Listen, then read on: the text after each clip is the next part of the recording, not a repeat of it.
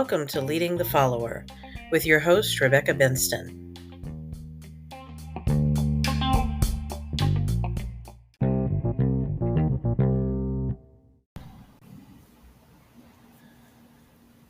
Good morning, afternoon, evening, whenever this might find you. I am Rebecca Benston. I am your host, and I am just a bit late today. I usually try to do my podcasts on Mondays and Fridays early in the morning, but sometimes I don't necessarily make my own deadlines. So um, lately I have been struggling with some illness, so I wasn't sure I was even going to be here today, but here I am, and I have a few things on my mind that I wanted to share with you today. I might have to break this into a couple of different podcasts because the further I get into it, um, the more I uncover, even with my own realization, that there are things that I would really like to talk about, and I think I only scratched the surface with the things that I was going over before I started the actual recording. So let me jump right into it. First, though, I want to say that if you have an opportunity, please stop by the Higher Ground Books and Media bookstore. It is highergroundbooksandmedia.com/shop. Sorry about the extremely long web address, but that's what we got.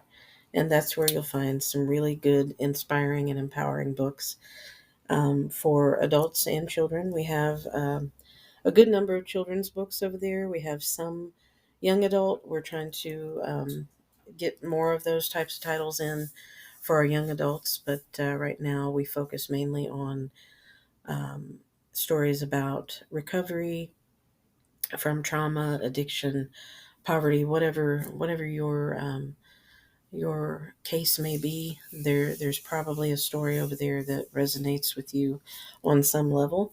So we do have some fiction. We have some very interesting fiction written by good, wonderful authors who are, um, brave enough to share their stories with us. And I want to make sure that everyone knows we have.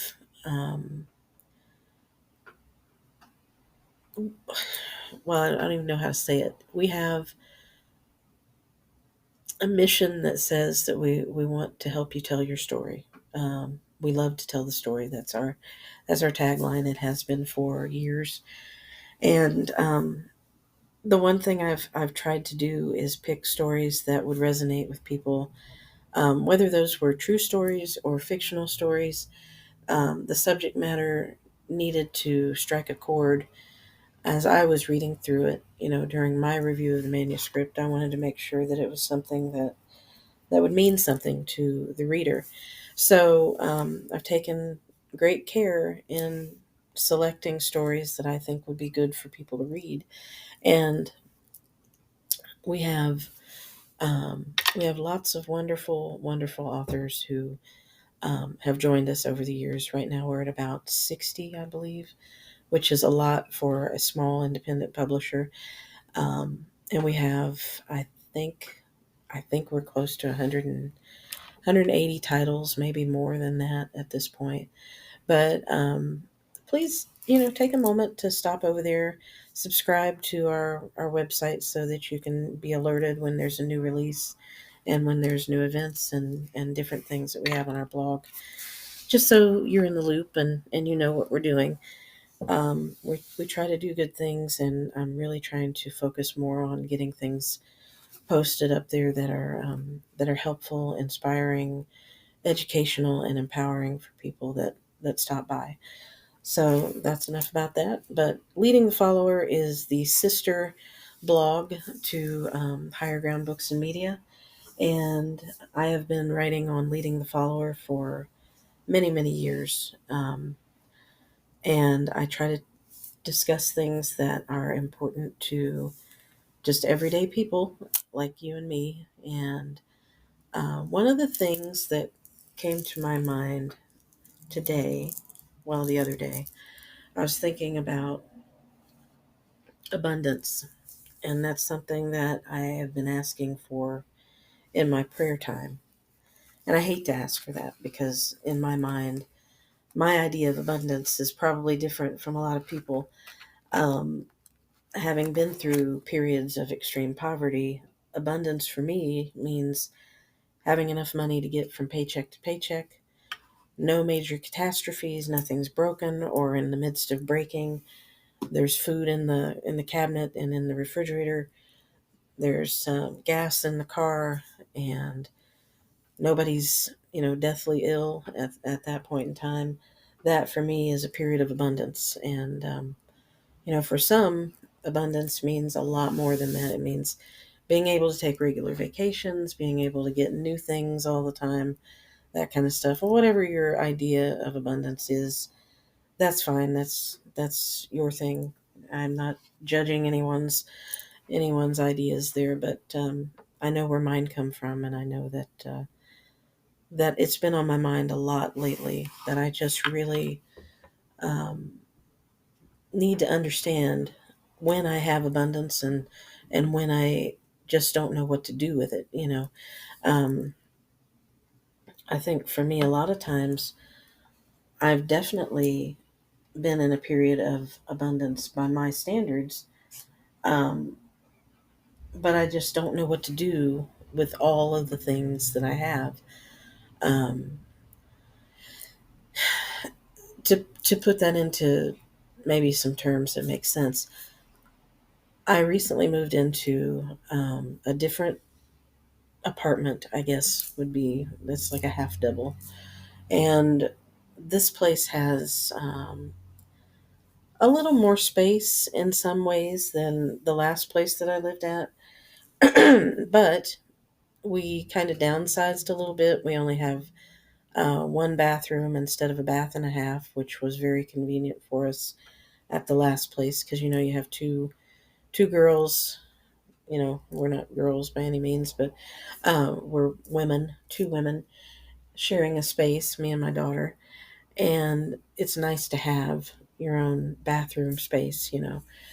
Um, but adjusting to just having the one has been slightly difficult, a little annoying at times, but we're fine. Um, our kitchen is about four times the size that our other kitchen was. We had basically a little cubby hole for a kitchen in our previous apartment that we lived in. And this kitchen is huge in comparison to what we had before. And it's been a constant source of stress for me trying to figure out how to effectively use all of the space without it looking cluttered and without it looking disorganized because I know that I can do better with this space. It's just my mindset is still in that little tiny kitchen where I had things kind of crammed into cubby holes and I had to make special concessions, here and there to make things fit where I needed them to fit. We also have a basement here that is usable, and we didn't have that before. And we can store things down there, but we're still kind of in the process of understanding what that means when you have the additional space to do something, but you're not used to having it. How do you use it? And I think that's just a huge indicator for me of my inability to process abundance when I have it. Um, and sadly, I think sometimes we get into this mentality that we think we don't have enough. But what the problem is that we actually have too much to have enough. We have too much of the wrong thing in our lives to understand what we need to do with the right things that we do have, if that makes any sense to anybody. Um, and it's a strange place to be because I I grumble. I'm a grumbler. I like to complain about things, not because I'm unhappy with them, but just because I don't know. I think I get bored and I like to hear myself rant and rave, and then I like to correct myself, and I generally like to talk to myself a lot, so that's a whole different podcast. But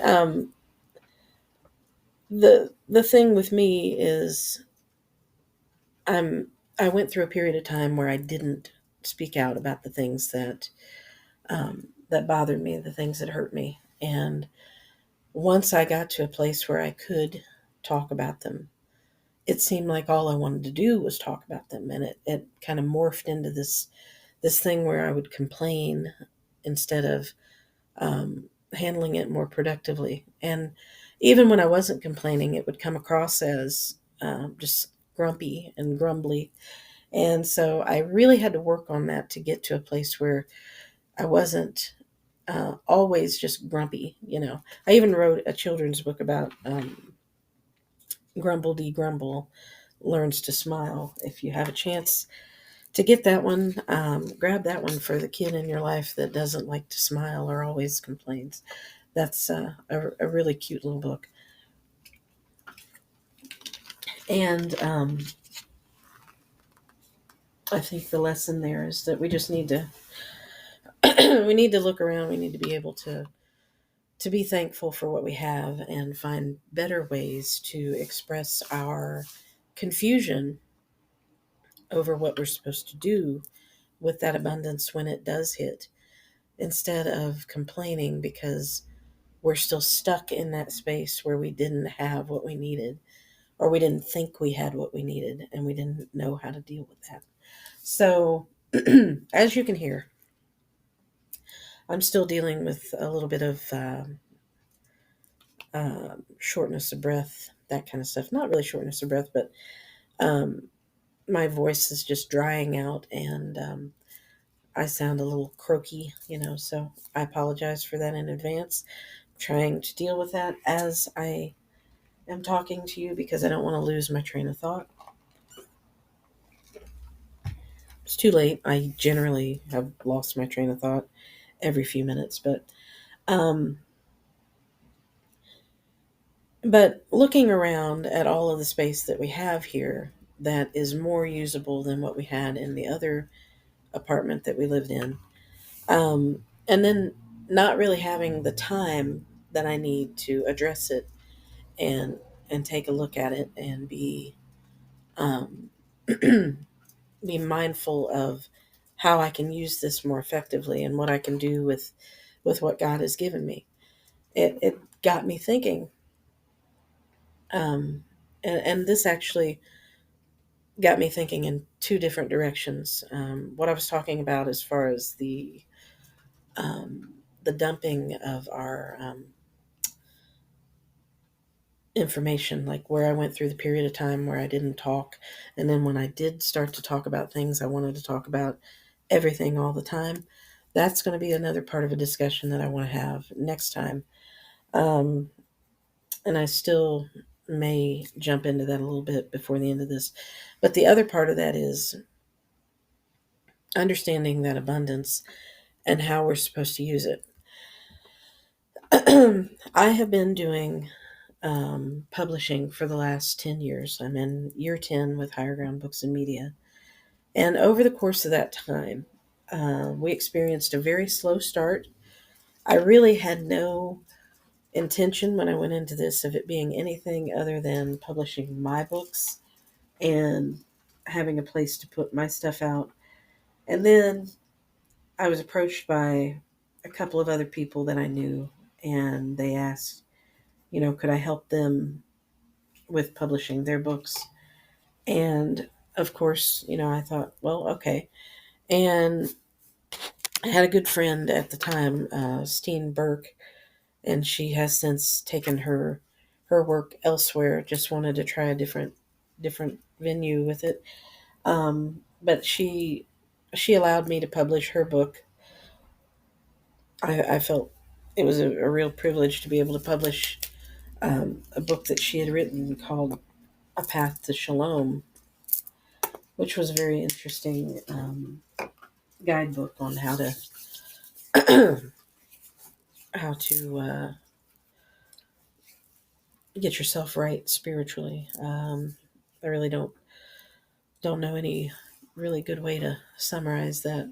I've been away from it for a bit. So, but if you have a chance, if she's republished that, um, take a look at it. It was a really really good book.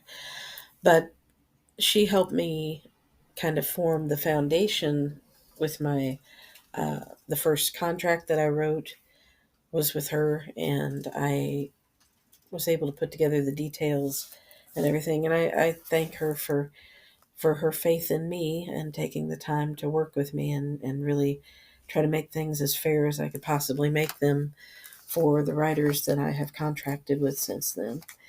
Um, she was very helpful to me in those early days when it was just me and her and a couple other people that I had taken on projects for. and and I really didn't think it was going to go very far from that point. But a couple years later, I started to get, random uh, submissions and things like that. And people started to kind of approach me, and it was just coming out of nowhere because at that point I had virtually no marketing experience. I had um, no idea how to do any of this. And I just really built it as the bricks were thrown at me, pretty much. I was trying to figure out what to do and how to do it for a very long time. And it grew, and it went from being, two or three people to I had six people, and then all of a sudden I had 10, and then, 15 and 20. And before I knew it, I was at like 40. And then last year, I looked around and I had 60 authors on the roster. And I thought to myself, my gosh, how did I get here? It's been 10 years. I've got 60 authors. I've got all of these books. I've got so much material. I have so much good stuff that I could use to really create some strength and abundance in this company. But my focus has not been on, um, making tons of money. Would I have loved to make some money? Sure, I would have. But the focus was to get the stories out. The focus was to give people a place where they could write their stories and I would publish them. And, we'd put it out there for people who need to read them. And hopefully, those efforts would be good for someone and would help promote healing and would help to um, inspire people to share their stories, because it's in that sharing that we heal. We help each other heal. And that really was the main focus of what we've been doing. If we made a little bit of money along the way, that's great. But I'll tell you, it has been a struggle just to make sure I had enough money coming in, um, into my personal account for this to pay for all of the things that go into keeping the business running. So my authors may do pretty well. I know there are some who put lots of effort into their marketing, and they do all the right things. And I think some of them do pretty well with buying their own copies and reselling them. And that's really the way to go for independents, who have a certain type of story that they want to tell, a certain type of experience that they want to share with others.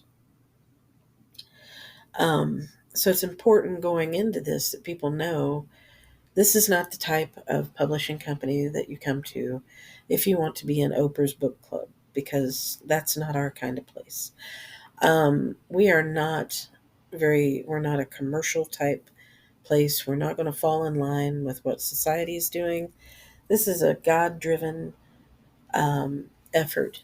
And if God wants people to come to me to publish their book, He sends them to me.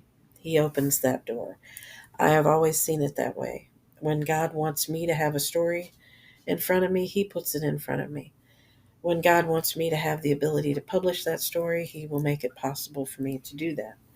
And I put a lot of prayer time in to decide what stories go out there, which ones fall under the umbrella of Higher Ground Books and Media, which ones make sense. to be a part of that. And for the authors who follow that same mentality, they have the same type of experience with it, and it's very much God driven. And I do feel like there are those who are really called to be in that type of a position to share their stories and to teach others and to help inspire others and empower them with what they've been willing to share about their own experience. So, like I said, with that comes an abundance of information.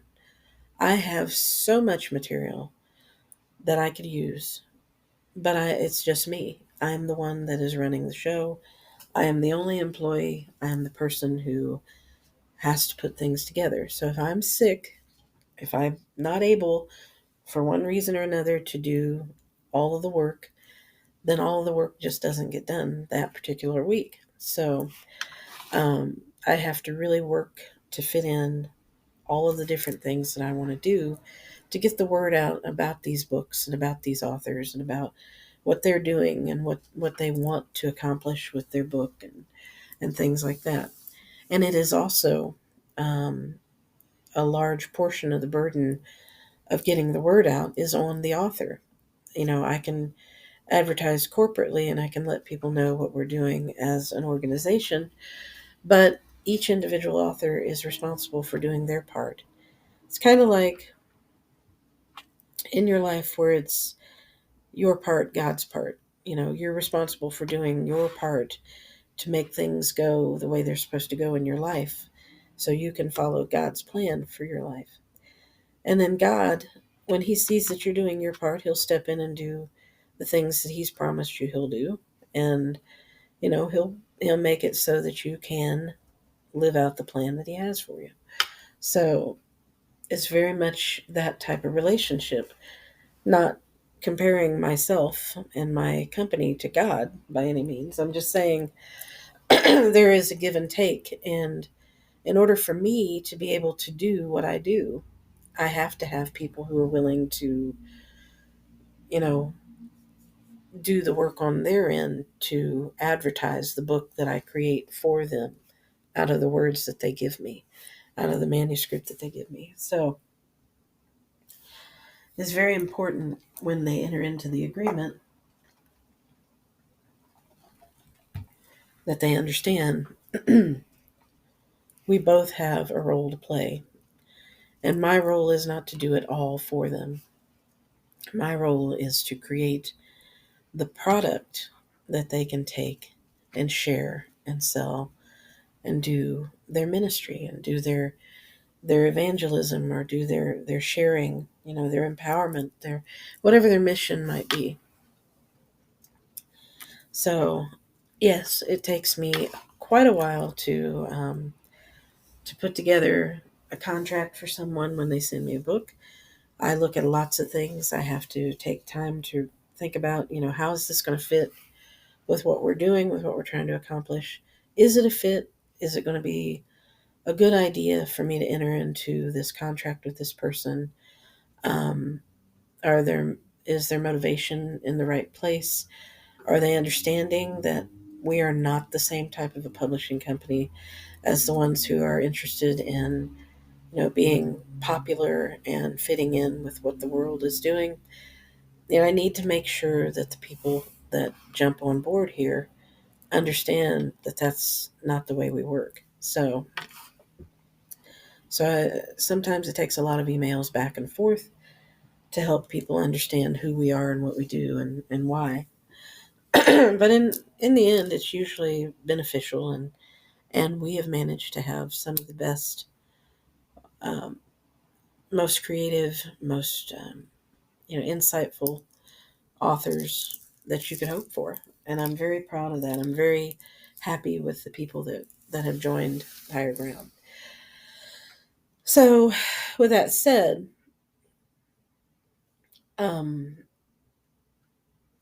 we have an abundance of talent. We have an abundance of really, really, really good stuff. But the problem is The bottleneck comes from, how do you take all of that stuff, all of those great books, all of those great ideas, and how do you put those into the hands of the people who will benefit from them when there's only so much of you to go around?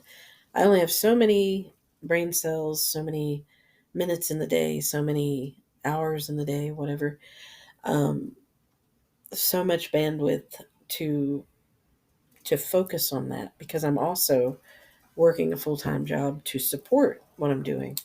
When I can't pay the bills with what my company makes, I have to have some other way to support myself. Um, so I have abundance in some areas with the business, but I need other abundance to seed that and make sure that it can continue. So that's where you get stuck, is when you have so much that you're not sure you have enough of what you need to have, and you have a lot of what you may not need to have. So, it's a very tricky place to be, because you definitely don't want to say, stop pouring this into my life, because obviously if God wants you to have it, he trusts that you'll be able to use it, and you need to be a good steward of that. But are you too much in your head? Are you in your own way? Are you preventing yourself from being able to effectively use all of those things that God is pouring into your life? That is what I was trying to get to. So basically, I said all that to just say, you have to take the time to sort through all of the things that you have, understand where they might be useful to you, where they've just been given to you to pass on to someone else, or where you need to cut loose because it was just given to you for a time, and it's time for you to move to the next level, and the usefulness of that thing is no longer, and you're just going to have to make the choice. I used to watch a show, and I can't even remember what it was, but it was on TLC or one of those channels, where they would do the big, buy, sell, or not buy, sell. They'd keep, sell, or trash. They'd have a pile out in the yard. You probably know what this is, and I can't, for the life of me, I can't think of what the title of that show was. But I used to watch it all the time. And it was the greatest thing to me. I thought, wow, if only I were able to do that. And I need to do that in my life in so many areas. But they would make a big pile. They'd have a crew come in. They'd make a big pile in this person's house. This is the stuff you're going to keep. This is what you're going to sell. And this is what you're going to trash. And they would do this complete overhaul of this person's space, and see how much money they can make from selling items that they didn't need. And they would just clear out everything that they didn't need. So, or repurpose things that could be repurposed. It was kind of a neat concept. I may have to look for that again so I can maybe be inspired by it. Um, but it was a very interesting show, and I think that in some ways we just all need to do that. We need to, even if we have to bring in a crew, if we have to call in some people to help us do it, we need to do the three piles. We need to just, I got to keep this, I got to sell this, I got to trash this, and we got to get out of our own way, so that the abundance that God pours into our lives is not wasted because we're somewhere under the pile trying to figure out what in the world we're supposed to do with all of it. Um, because I don't think I don't think He gives us more than we can handle, and I don't think He gives us things that don't make sense. They may not make sense to us in the moment, but I think that after a time we have to admit that we've just been collecting and collecting and collecting and not doing our part. And He's waiting for us to do that. He's not going to move it for us. He's not going to give us instructions again. He's going to give us time to think about what we've got and what we're supposed to do with it. Anyway, I apologize to those of you who have been listening patiently, waiting for me to get to the point. I might have gotten to the point several times throughout that whole thing, um, but generally, I said a lot to just say a little, and the little thing I was trying to say is don't get too caught up in asking for things from God. Be sure to take time to look around and see what He's already given you and ask Him how to use what you already have. Not saying we should never ask for things, but sometimes we have a lot more than we think we have, and we need to learn how to use it more effectively so we can start generating a bit more on our own and try to remove some of that burden from God. I mean, He probably doesn't see it as a burden, but really, why should we expect Him to do every part of it? You know, we really need to get into that mindset of I'm going to do my part so that God can do His part and we can work together because I love Him and I want my life to be for Him. And it can't be that way if it's just one sided and I'm expecting Him to constantly pour into me when I'm not pouring anything out to anybody else or um, being a good representative for Him. So, so I apologize again for my voice giving out here and there, and I apologize for the lengthy discourse because I'm sure some of this is probably like difficult for you to listen to because it was probably boring. But if it was, it was. If not, I hope you got a kick out of it or got an insight somewhere. And I hope that you'll join me for the next podcast. I'm hoping it will be Monday. My plan is to have a brand new thing for you on Monday morning, and I hope you will be sure to subscribe. Stop over at Higher Ground Books and Media, look around, buy a book, support us as an independent publisher, and be sure to subscribe to Leading the Follower to the blog over there. I thank you so much for stopping by, and I hope you have a wonderful, blessed weekend. Thanks.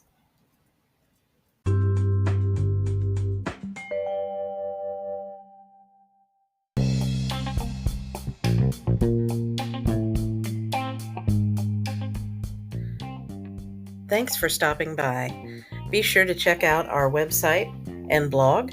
The blog is at www.leading-the-follower.com. Thanks and God bless.